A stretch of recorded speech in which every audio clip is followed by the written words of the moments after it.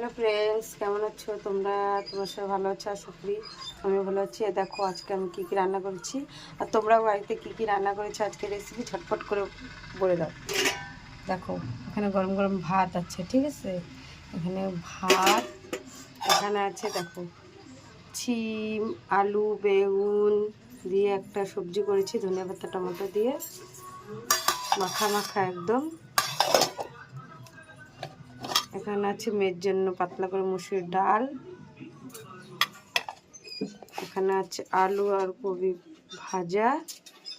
এখানে এটা বলে তো কি, এটা হলো ছ্যাঁকা, দেশি ওরা খায়।